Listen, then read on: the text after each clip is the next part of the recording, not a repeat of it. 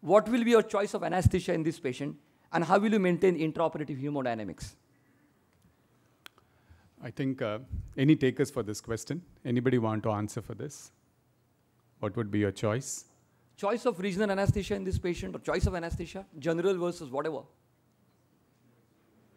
How many of you, anyhow, will, I think the options are very clear. How How many of you will go for only spinal anesthesia?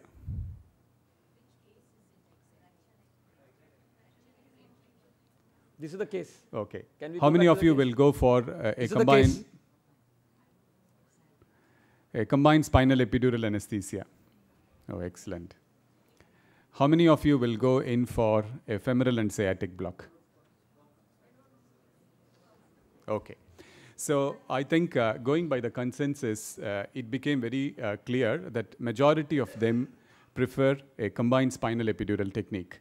I think that would be my answer also. That's the way we do it in combined spinal epidural. And here, fortunately, the cardiologist has been very considerate in putting only tablet aspirin 75 milligrams.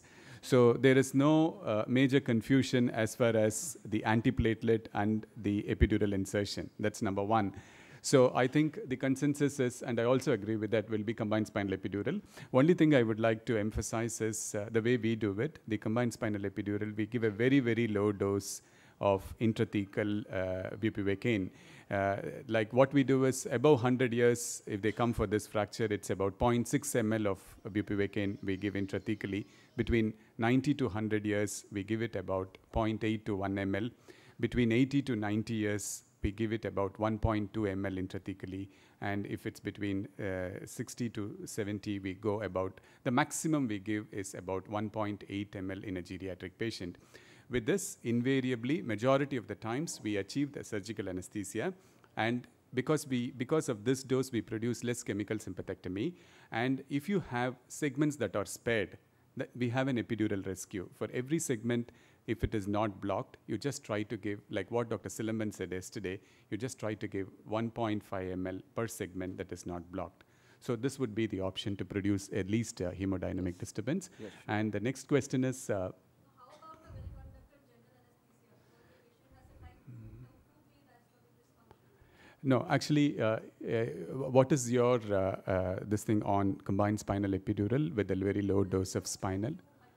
Yeah, that's the reason why we try to go in for a very low dose. And if you have, see, I'm not against giving a general anesthesia for this patient. General anesthesia is definitely a choice for every patient group, provided we have enough infrastructure to take care of these patients in the post-operative period, and the post-operative analgesia is addressed. Because in the post-operative, the main concern is pain.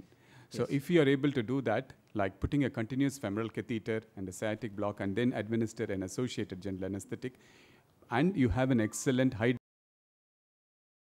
dependency unit where they will take care of them for the possible post-operative, immediate post-operative complication, that could be a choice. Dr. Bala, could you just say that?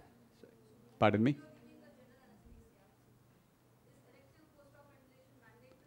No. I don't think why? No. I really don't think that's mandatory. No, it's not. The patient is doing well, he can be extubated. But as far as the literature is concerned, it's very clear. There are a lot of debates as far as GA versus regional. But one thing is very clear, enough documentation on neck of femurs.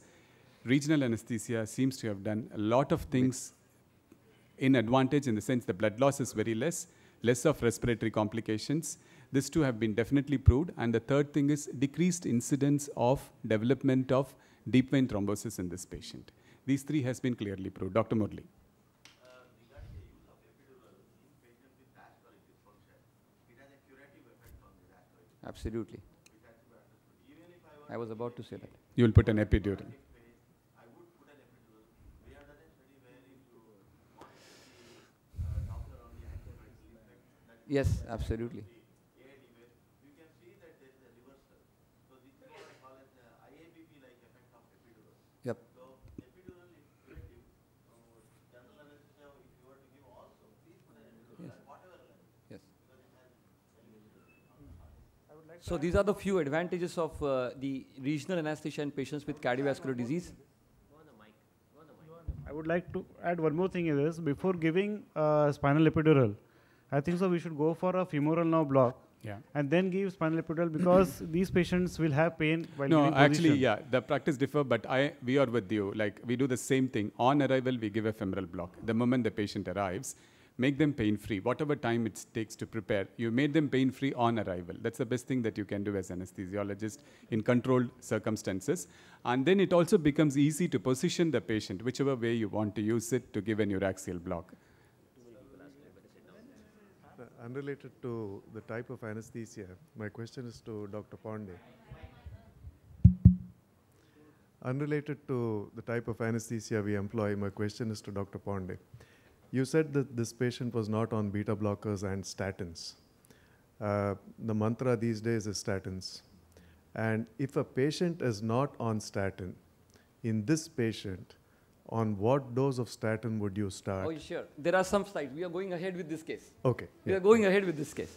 So, Dr. Bala, Sir. what would you like to do with Sir. the aspirin for epidural and spinal? As you said, there's no need to stop that. There is no need to stop aspirin. And what would you do with Ramipril? If I decide on the neuraxial block, definitely I would stop Ramipril on the day on the surgery. So because it's supposed to accentuate the hypotension that Yes. is produced by. So if the patient is on, the message is if the patient is on Ramipril, hold at least 2 doses. That is 12 to 24 hours before, hold your Ramipril. Aspirin 75 milligram doesn't make any difference at all for your central neuroaxial anesthesia. Now my issue is about monotrate. Patient is on monotrate. Stop it totally, substitute with something else. Please let me tell you, monotrate causes splanchnic venodilatation. So it's a mainly venodilator, then it is coronary arterial dilator. So it causes peripheral pooling into the splanchnic circuit and the systemic veins. So here, the chances of post-op or intra-op hypotension would increase with nitrates. There is only one caveat here. When you withdraw nitrates in a patient who is chronically taking it, there is a small, I would say very, very small chance of resurgence of angina. And that, how do you take care of that? Substitute that with nicorandil. Nicorandil is another coronary dilator. It dilates epicardial coronary arteries and the microcirculation equally well with no effect on venodilatation. It doesn't cause as much hypotension as a nitrate could cause at that dosage. So 5 milligram twice a day or 2.5 milligram twice a day would be probably a good substitute, but I would really stop nitrate completely for at least 48 hours before the surgery. Dr. Ponde, is it that it's really advisable to start nicorandin if you decide to stop monotrate? What is your opinion on this? That's what. Substitute with something else. If somebody is insistent, I would. But not mandatory. Not mandatory. Not mandatory. That's right. Not mandatory. Now we'll come to Dr. Gopal's question.